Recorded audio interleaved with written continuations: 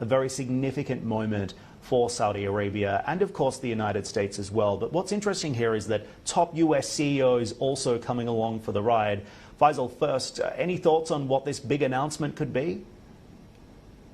My thoughts are as good as yours, Dan. What we know about Donald Trump, or President Trump, is he is a man full of surprises. But I do believe him when he says expect something great. We all know something has been cooking with all three countries. We know all three countries have a very good relationship. Particularly Saudi Arabia has a very good relationship with President Trump. There's a lot of goodwill and trust, and more importantly, a lot of business opportunities, which also explains why the huge delegation of American bigwigs in the business world and counterparts from Saudi Arabia. What I know is that there's about 15 ministers and senior executives from the government that are going to be at that conference as well. And we will be expecting a huge number of investment and trade deals happening. Faisal, I think it's fair to say that President Trump has brought a really major reset of Washington's standing, of Riyadh's standing in Washington. And that is also being reflected on Wall Street as well, given the interest that we're now seeing in this Saudi-U.S. investment forum. So what kind of reception can Trump expect from Saudi leadership when he arrives on the ground there? Well, any American president really is always very welcome in Saudi Arabia. It remains our most important and biggest ally. There is 92 years of a relationship. We've been through the thick and thin of it. As far as the conference goes, and the investment conferences goes, it's important to note that perhaps many might assume it's going to be in one direction, as in outwards investments from Saudi Arabia, which is partly true. But also there's going to be huge opportunities for American investors on display. Don't forget, the last time this happened was in 2017, during that landmark visit by Donald Trump when he was elected president the first time. But at that time, Saudi Vision 2030 was only about a year and a half old. What American officials and American executives are going to see this time is a transformed Saudi Arabia. They're going to see parts of the results of Vision 2030 materializing on the ground, and a huge portfolio of album of opportunities for investors, not just in military, but in transformative industries as well, particularly technology and artificial intelligence, which perhaps explains why the bigwigs from the tech world are also coming.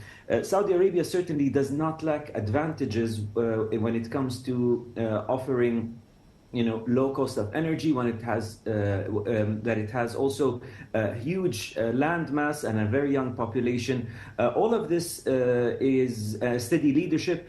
All of these are great opportunities, and I think what we're going to see is a lot of mutual investment, not just outward investment.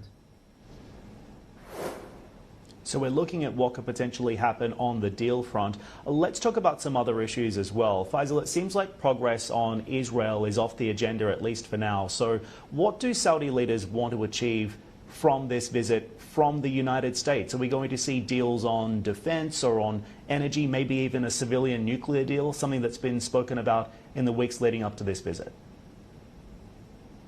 Well, you're certainly right that the situation, and I've also heard what you said in the introduction. It is very unfortunate that the situation is escalating in Israel.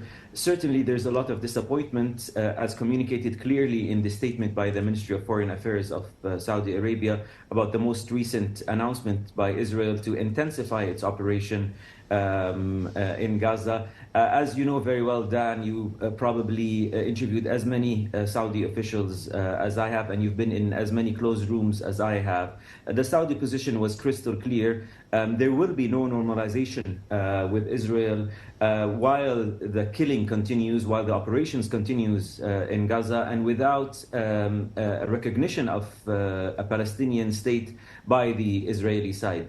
Now, that given this right-wing government in Israel and what we've seen from it over the past 2 years, gives a clear indication that that's not going to happen. As such, normalization remains off the table.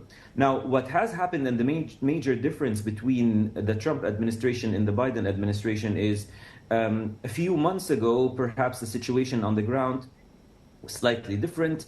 There was an attempt to try to package the nuclear deal with Saudi Arabia, the peaceful nuclear deal with Saudi Arabia, a number of other trade deals, a defense pact with the U.S., to package it with Saudi normalization of ties with Israel, as long as Israel commits to its part, which is stopping the hostilities and agreeing to a Palestinian statehood.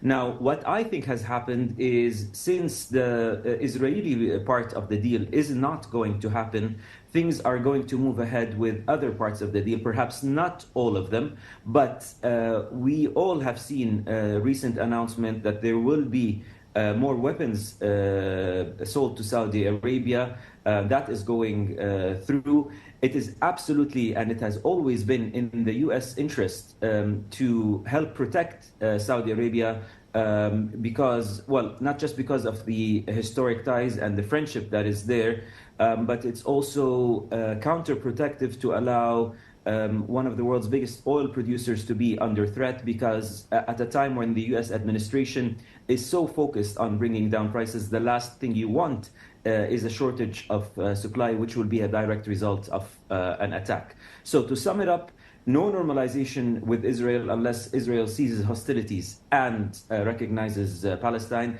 I don't believe that's going to be part of the negotiation. This time around, it's going to be more focused on other topics, bilateral relations, increased military cooperation, and more importantly, mutual investment deals going both ways, not just outwards to the United States.